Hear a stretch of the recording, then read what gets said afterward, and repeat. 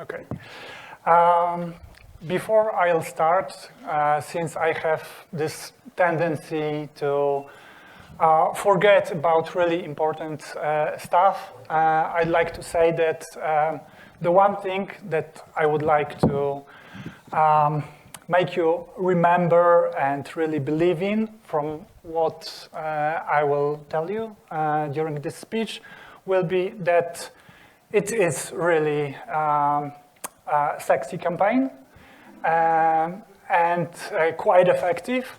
And there is so much fun from working in the teams that block building new farms or just extending the already existing ones. And yeah, I strongly encourage you to start such campaign in your countries.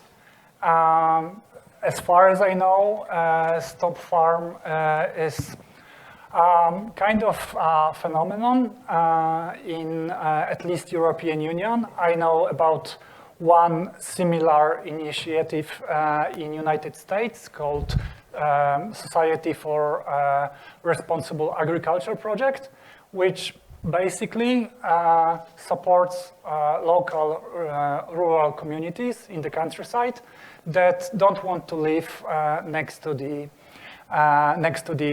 factory farms. And they provide them all kinds of help, very similar to the way that we work with local communities. And yeah, so this is probably the only organization. Stop Farms is a campaign of Otwarte Klatki, and SRAP is an independent organization that is focused on the same activities. I told you that this is a campaign, but the full name of this campaign would be the Social Coalition Stop Factory Farms. The Social Coalition, because Stop Factory Farms is an initiative that is built not only by the pro-animal activists from Otwarte Klatki, but mainly by the leaders of protest groups in the countryside. So these are not vegans, not even vegetarians. They usually, not always, but usually don't care about the welfare problems like we do with other campaigns within the animal rights movement, but the goal basically is the same. And I see a lot of advantages of working with these groups rather than, staying within the bubble of animal rights, which is rather limited. Just 2 words, I think I'll try to get back to talking about this photo. Quite emblematic because this is a couple who moved from Warsaw, as I recall, to Kruszyniany. They bought an old house, like old wooden house, and started living there, working remotely, living in the countryside. And they have a small flock of chickens. I remember that since they are leaders of the protest against building farms in Kruszyniany, they are very familiar with all this like methodology. What would you describe as factory farm and what not? And they laugh at themselves that their flock is probably around half DJP, so half large stock unit. And the factory farms in Poland are from 210 into infinity, basically. So yeah, the problem with the definition. The problem with the definition is that we've all the time encounter some comments by people representing the animal agriculture lobby or some politicians that are against every ways to stop factory farming, like the further extension, that there is no such thing as factory farm. There is no definition, there is no legal definition, although everyone knows what it is. In Poland, these are farms with more than 52,500 of chickens, more than 2,000 of pigs, and below 30 kilos, and 750 sows. So everything under this number could be described as just a farm or a normal farm or whatever you call it. The scale in Poland is quite big, but the official numbers do not correspond really with the reality. From the official numbers, Ministry of Agriculture said last year that there is only 2,000 factory chicken farms in Poland, and around 675 full farms, and if I remember correctly, quite similar amount of pig farms. This is far from true, because there is a rather common practice in Poland that if you don't want to have too many problems with the administrative procedure and environmental laws, you can divide your farm on the like before building it, prepare the project as separate farms, like the small farms. So this is like the artificial division of one installation into a couple of small ones. So you don't have to, for example, prepare a report of like the environmental report, how this facility will affect environment around the area where animals will be kept. And as I said, it's rather common. So if it would work like it should, most probably we would have maybe 2 or 3 times more of farms, both broiler farms and chickens. So some time ago, we came up with the idea that we should start pushing this idea of factory farm, not like every farm, but just this model of production that is affecting environment, affecting health of people living in the countryside, and of course is very cruel for the animals. And till today, there is no change in the law. Not even 2 months ago, we had a chance to participate in the Commission of Agriculture, and one of the leaders of the protest, active now on the east border of Poland, approached Vice Minister of Agriculture and asked him, are you willing in the future to make a division between factory farms and, for example, family farms? And he said, no, there is no such intention.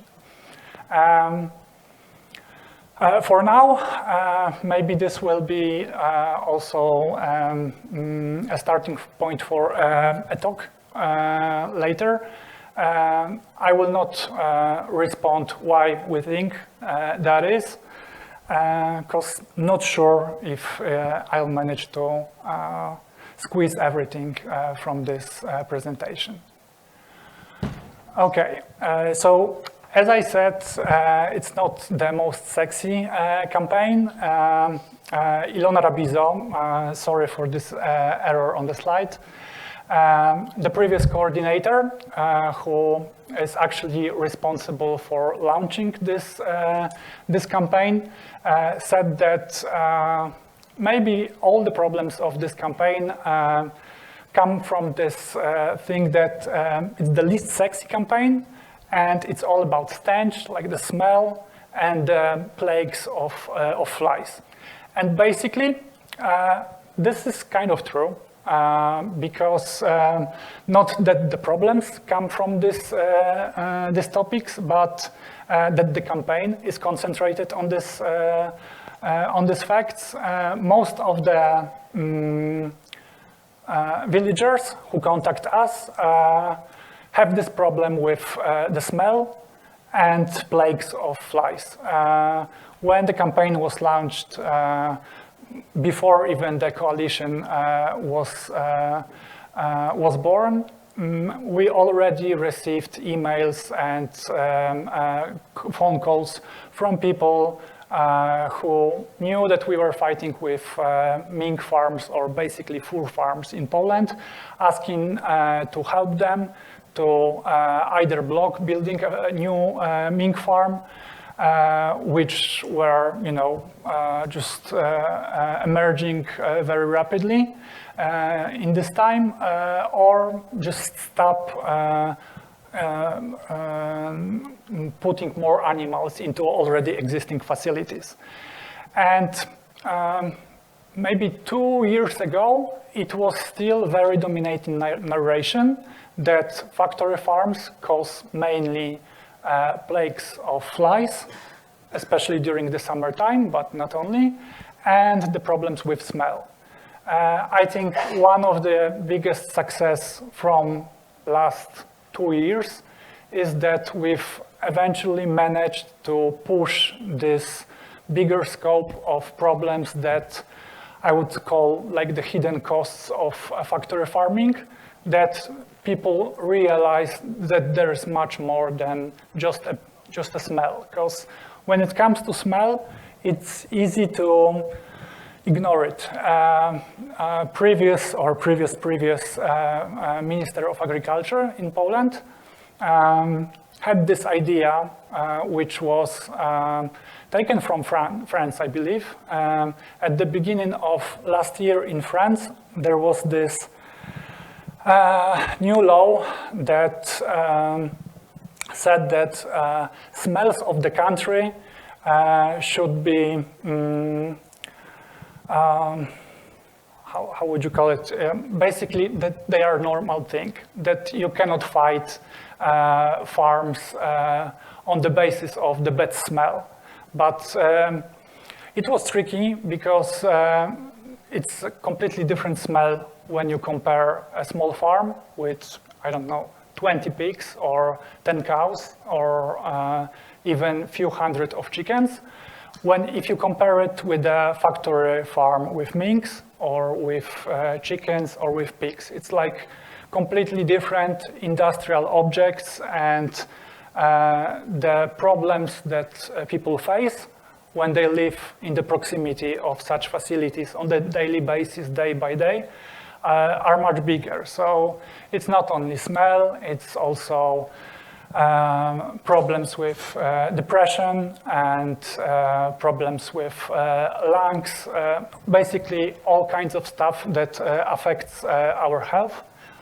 And it cannot be ignored only by putting this tag that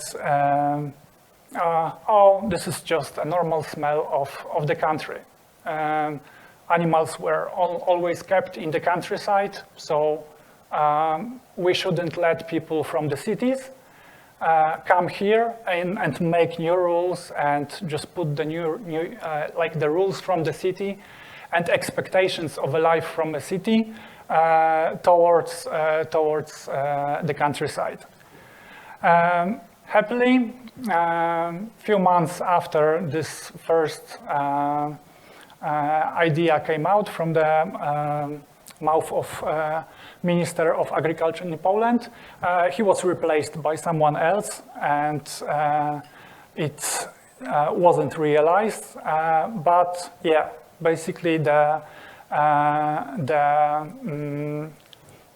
problems for a while at least were like very often limited to just a subjective sense of smell and this problem of flies, of insects that is limited to the summertime.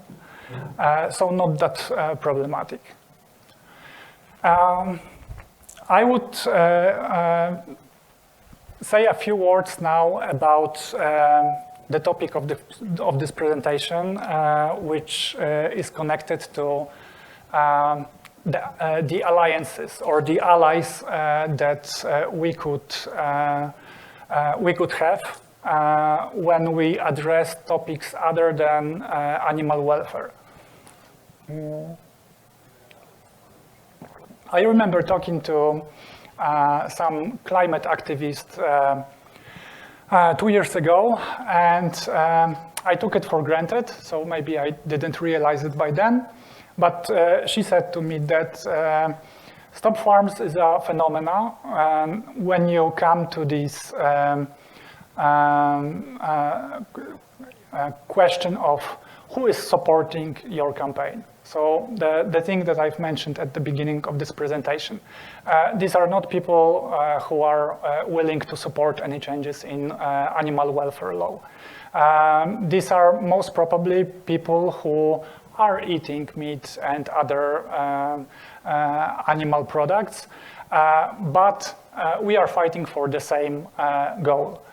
And thanks to the narration, which almost never addresses welfare, we've been able to push other topics that were like completely out of our scope in other campaigns. So first of all, the environmental impact. Factory farms have huge impact, and there is a lot of data about it. On both groundwaters, soil, the quality of air. Public health, I've mentioned antibiotic resistance, and there is also a lot of data regarding this problem. There were also some initiatives on the level of European Union regarding like decreasing use of antibiotics, which are the same antibiotics that are provided to people on factory farms. And again, this is the problem that should be addressed as often as possible because of the amount of antibiotics that we take like unconsciously throughout this way. I mean, not ourselves, but with veterinarians who provide antibiotics to animals, and then they come to soil and waters.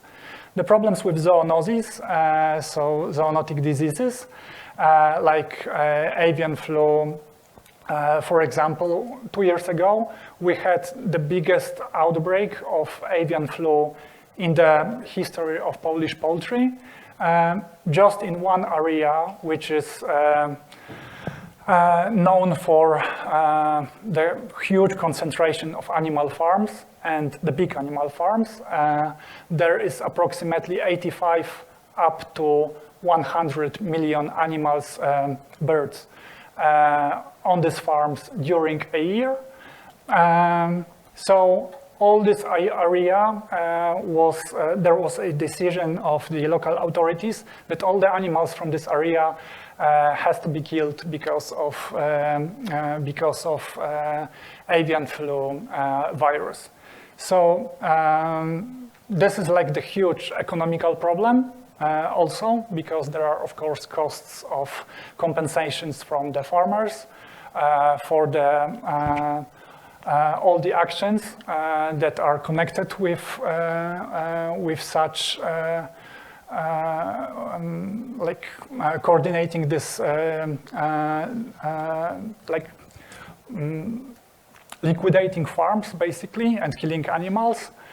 and also the problem of the population of rural areas. This is a topic which is connected to decline in the number of family farms. So in Poland, farms were, and you can say that still are, rather small. There is fairly huge amount of small or middle-sized farms. And such farms used to give job and opportunity to work for fairly a lot of people. But since the model of production of animal production changes during last 15 to 20 years, and more big farms emerge, they try to basically the effect is that the small farms cannot compete with the big factory farms, and if you're not able to continue working on your farm, you basically cannot, at least in some areas of Poland, cannot work. So you have to just move to the city or other areas where maybe some industry offering a job is available. So even though politicians in Poland address this problem of the population of rural areas, and they see that more and more people is migrating from the countryside to cities. They still do not connect the dots here. Okay, so how do we fit into the animal liberation crusade? Very briefly, I will try to visualize how the protests usually look and what could be the outcome. So this is the community that we are working with very strongly. Soon it will be almost a year.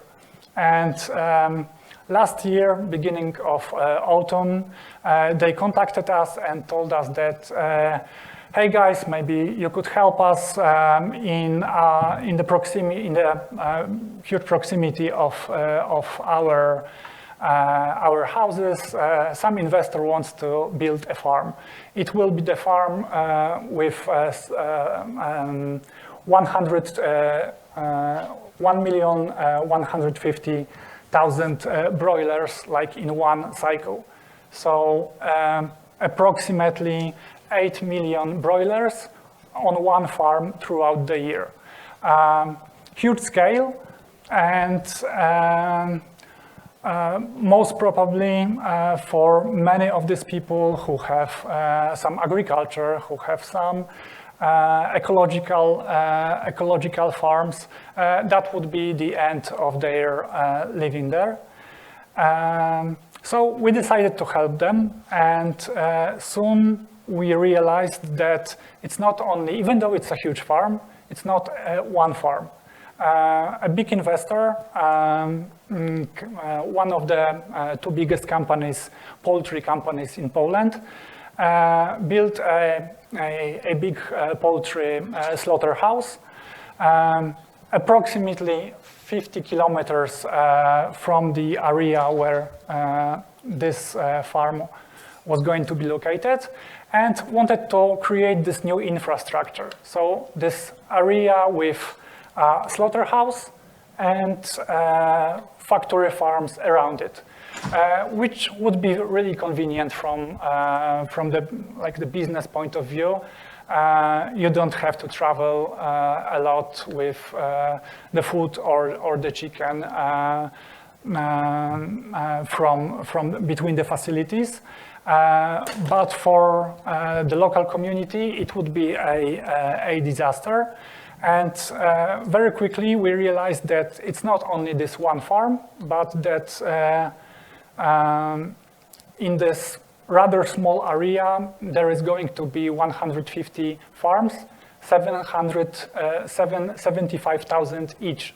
So the whole like in this infrastructure, the whole idea would cover around 80 millions of broiler chickens during a year. So what I've told you a few minutes ago about this huge outbreak of avian flu 2 years ago in this area where the huge concentration of broiler chicken already exists, they are planning to build same thing in different part of Poland. And yeah, how do we fit into the animal liberation crusade? If the farm would not eventually be built, we could, of course, look at the number of animals which were not born and suffer and die on this particular farm. But there is like much more advantages regarding supporting such communities. One is that we have a lot of people who cannot be described as animal lovers. They are just, representatives of local communities. I think especially now in Poland, when we have an election year, the voice of these people and directing their needs is really important. So it shouldn't be a surprise that a lot of politicians decided to visit this small city, Kodań, and talk about the problem of factory farms. This helped us, in the end, push the agenda against factory farming, not only on the level of declarations, but I think one of the biggest success we had during last year was the voices of all the democratic opposition in Poland for the amendment in the new law regarding local plans for areas, basically the rural areas, that would make building new farms almost impossible. Of course, the ruling party blocked it together with two other parties. But the whole opposition was supporting it, and I think in the future we have at least a starting point for a discussion against, if not like blocking building all the farms, then at least limiting it to some normal level. I think I have to stop. You have 5 minutes. Okay, I've got 5 minutes. Okay, so yeah. Regarding the strategy, we would like to stop building new farms in Poland, and connected with this is like building the strong movement anti factory farming, and of course this is the goal. Sending factory farms to history, and on the picture you can see Ilona Rabizo, I've mentioned previously, in the Museum of Factory Farming, which an event we made 2 years ago. But at this point, there are some other steps that could help us realize it. First of all, we support protests on the with some legal assistance, and that's we have two strategies for it. One is providing lawyers that help protest leaders with the administrative procedures. And the other is that we provide knowledge about the administrative procedure itself. So imagine that you are living in the countryside and you just get to know that most probably there will be a farm next to your house. You don't have any idea like where to start. Of course, you could just take out your wallet and pay some lawyer to represent you. But many leaders decide or just cannot afford it, or for some reason we don't decide to finance it. And sometimes there is a different way without the legal support. So sometimes we try to support it with media coverage, and many times it was effective. For example, last year, few days before Christmas, the local community in the city in the middle of Poland got to know that next to their new flat, like block of apartments, there will be there is a project for building like the biggest pig farm in Poland, farm for sows, 40,000 of sows in one facility, no more than 500 meters from the living area. So when they got to know this, permissions were already granted to the farmer. And the local government officials felt that at this point we can tell it because you have no tools to block it already. And during two months, like maximum, the protesting community managed to gather huge media coverage. We made a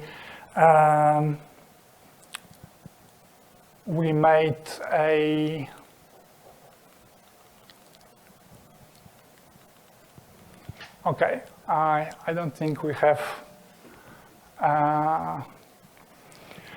but basically, yeah, we made a press conference in front of the parliament with political representatives of all the democratic opposition parties. And the same day, in the evening, mayor of this city, who was strongly supporting the farmer, published the open letter, which claimed that he will not allow this farm to be built. Like it was a response we were not wishing, we were not ready for, but we were of course very happy. And it came after, I don't know, 4 hours, 5 hours after this press conference took place. So I'm not saying that it would be possible every single time, because every single protest is kind of similar, but also very different. But there are ways for such spectacular victories sometimes. And I think I'll manage with this last slide. I think we can stop on this. The 4 ways, like the legal ways that we could incorporate with this campaign that would really help us limit expansion of factory farms would be moratorium, so the temporal ban of building new farms. It's temporal, so it's not that we are denying building new farms. We're just saying which should be rational, and it is rational, at least for some politicians, that until we will research the problem from the health perspective, epidemiological perspective, economical perspective, etc., we should not allow building new farms, because we will not demolish them after they will already be built and functioning. The other one is the legal definition of factory farm, because at this point it allows the factory farm lobby to pose as a voice for the local farmer families or local farmers, whereas they have completely different agenda and completely different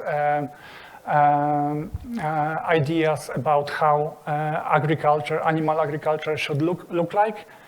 The Distance Act, which would be a law that would prohibit you to build a farm in a distance smaller than 2 kilometers. There is a proposition by the Minister of Environment in Poland, but it's only 500 meters, and that's the maximum limit for the biggest farms.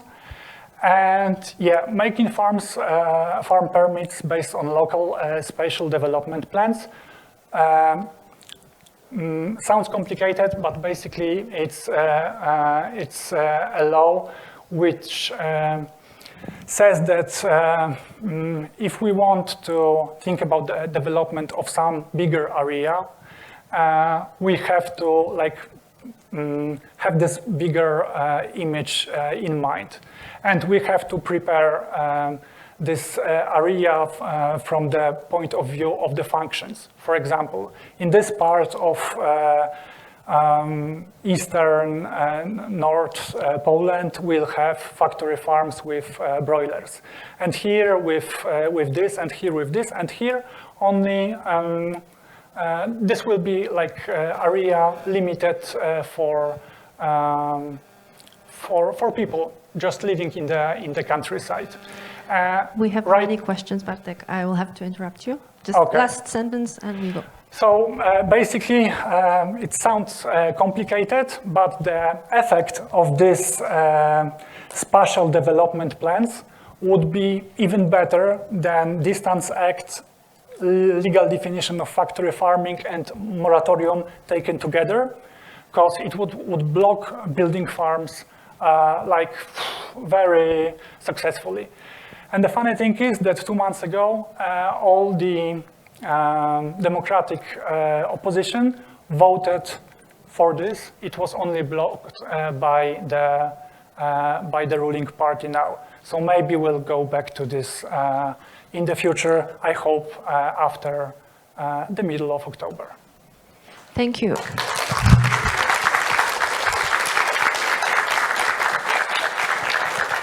Okay, we have many questions. Bartek is a very devoted activist.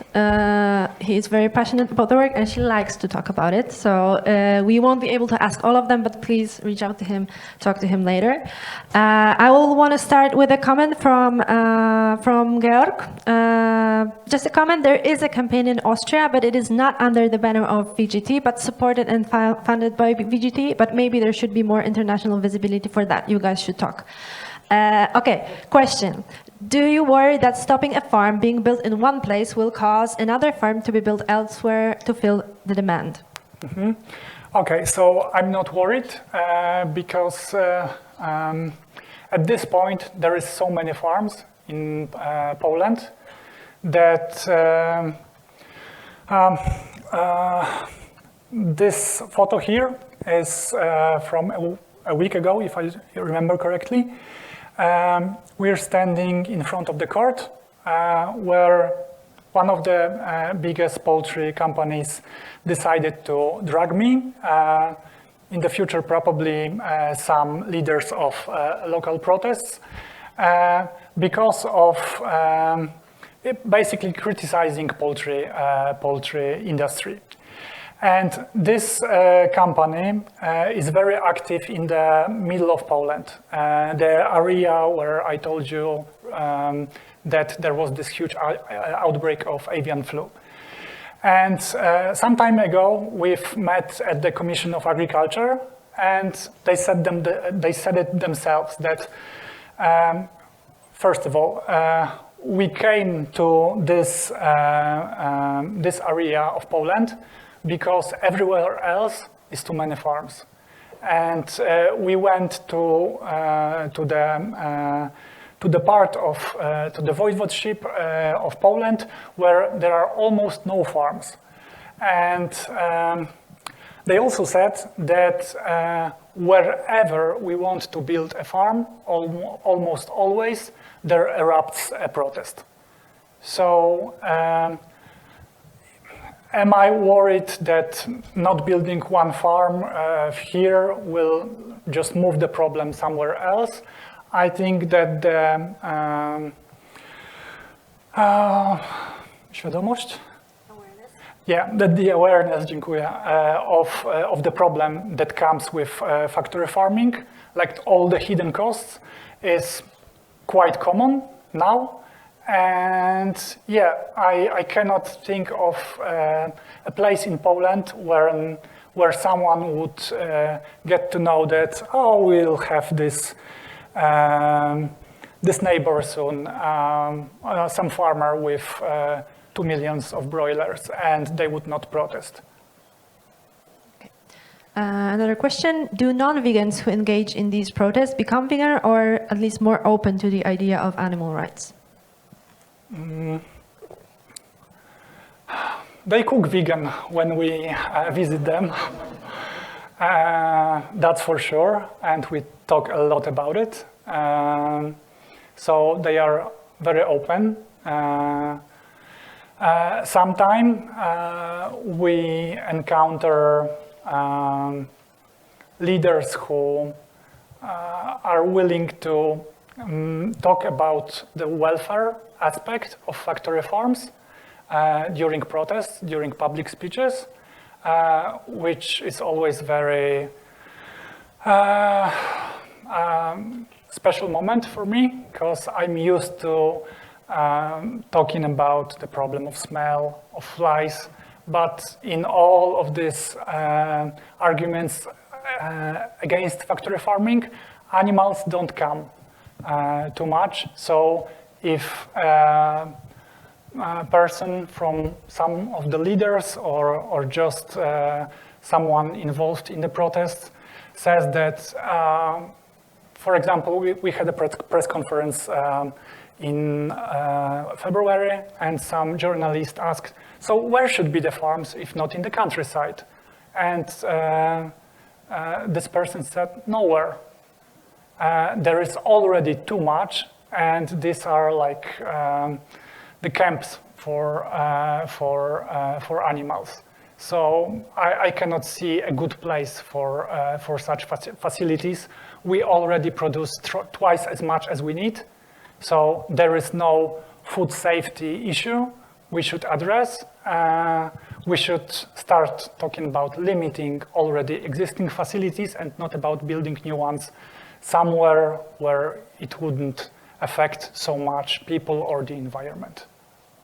Thank you. We don't have time for more questions. I just wanted to repeat that Bartek is actually facing criminal charges. He's been sued by a major poultry farmer in Poland for his activism. So good luck with that. We hope you win. And I'll take this opportunity to say one more thing. I wasn't screaming "fuck Vipash," which is one of the arguments to drag me to the court. Yeah, but it gives me a chance to say I wasn't screaming "fuck Vipash" once again. Thank you. Thank you very much.